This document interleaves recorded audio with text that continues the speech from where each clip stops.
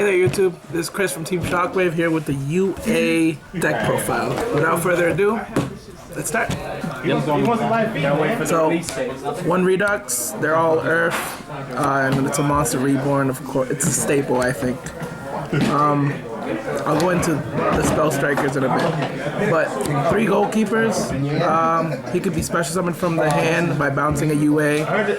And then once per turn during your opponent's turn, you can target a UA, and it can stop them from being destroyed or by battle by card effects. So it's good to have a wall out.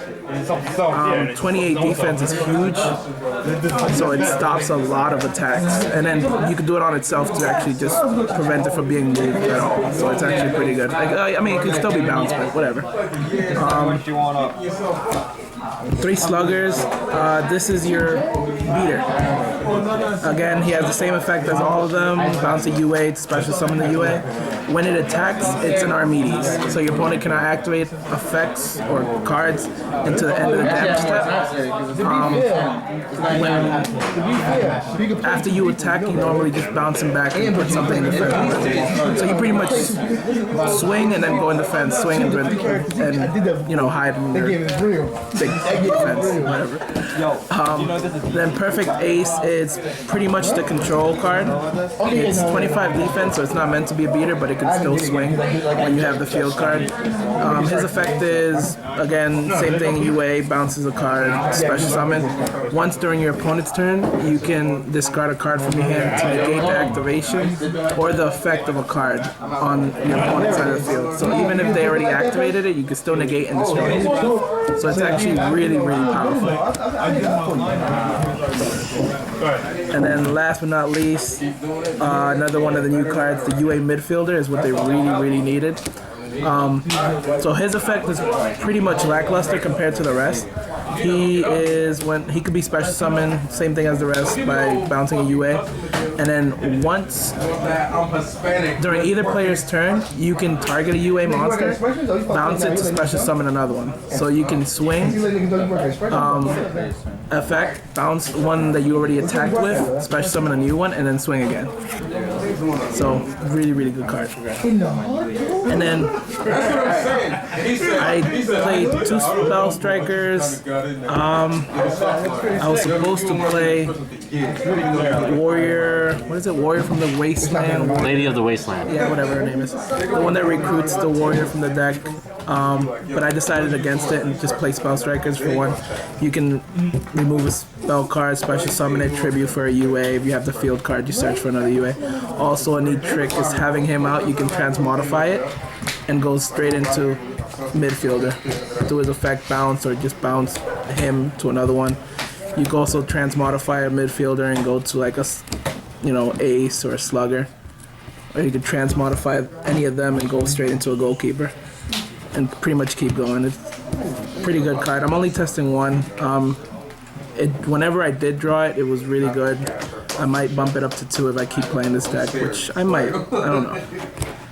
And then for spells, I run 2 lances to protect them. You know, compulse, bottomless, anything that targets on somebody, I tend to protect them. The MSTs, just because they're MSTs, you want to make sure the board's clear. 2 terraformings to search out the 3 stadium. Really good card. Whenever you normal summon a UA monster, you search your deck for a UA monster and add it to your hand. And then it's a 1 per turn. And then when a UA monster is special summoned to the field, all of your monsters gain 500 attack permanently. So it's a 1 per turn effect. It helps anything, even if they're not UA. And they stack. So if like you have the same UA monster on the board for 2 turns and you special summon twice, they get like 1,000 attack. So really good. It just helps you get all your cards, so you could just constantly keep replaying the same combo. 2 Feast of the Wild level 5s. There are times where your deck just breaks and you just draw a bunch of 5s or just stuff with no outs to bring them out. This card is really good because it says up to 2, so you can actually, if you do have 2 of the, let's say you have 2 ace, you can special summon one and then bounce one for the effect of the other one and have it valid. And then the other 5, I believe, is Slugger. So those are the only targets. You run 6, so 2 is fine. I might cut it down because it's, I don't know, it seems like a little weird just for 6 cards. And then the other new card for the set was the UA Power Jersey. So I keep hearing a lot of people say this card is really, really, really good. And in reality it's really, really, really good. I don't know, it's stupid good. So pretty much only equipped to a UA monster, it gains 1,000 attack and defense. If that monster destroys another monster by battle, it gets another attack in the same battle phase. And then any battle damage it inflicts is double. So if you swing over a little attack position monster, you do a huge chunk of damage and you attack again. Then the other effect is if this is still equipped to one of your UAs during your standby phase, you banish the UA monster and this card gets sent to the graveyard. But the upside to this is if it's equipped to a UA and you use the effect to bounce a UA back to your hand, when this card gets sent to the graveyard, it also goes back to your hand. So I don't know, the card is just all positive except for the fact that, you know, it banishes it if you keep it on the board, which you never have or you never should. 3, the Monarch Stormforth. Again, it's the same thing as the Feast of the Wild level 5s. There are times where like you don't draw it and you just tribute one of your opponent's monsters, or your opponent has like a Windy or something just stopping you from special summoning, or, you know, like Majesty Fiend or something. You just tribute the monster and bring it out. Plus, if you have the field, you get your effect to search. Really, really good card. Stable, of course. And then, of course, 3 Rhoda.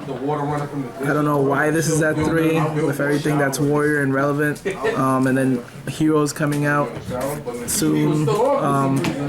Search out for the Spell Striker for the play, or the midfielder, which is the other 4. But again, and then I'm playing double Kaiser Colosseums because there are times where you just constantly is gonna have that one monster out, and it pretty much stops your opponent from trying to get over it with like Exceeds or multiple monsters on the board. You can protect it with Ace or something, but it just keeps your opponent on lock. If you draw, if not, you could always just play the deck how it's supposed to be played, and you just beat your opponent's face in. And then my only traps are 2 breakthroughs and 2 wiretaps.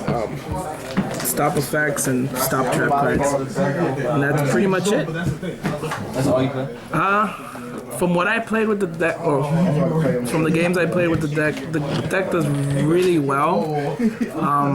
I played against a few high-level decks, the Abyss, what is it called? Burning Abyss. Burning Abyss. Stellar Knight, Shaddolls. They do really well against them. The only problem is they do bad against themselves. Like if you do not hit the force or the field card, you're gonna have a really hard time to just keep swinging. Other than that, if like they make another UA 4-star or another, you know, recruiter for the deck or something that gives you a constant monster, then the deck would be just busted. I really do like this deck. The whole athletes is pretty much my thing. I kind of love the baseball theme and the sports theme. But yeah, really good deck, really fun deck. It's like a deck you won't get tired of really easily. But other than that, it's really good. But yeah, I guess I would continue to keep playing this in the future, test it out against pretty much how the meta changes are. But that's my UA deck profile. And this is Chris signing out.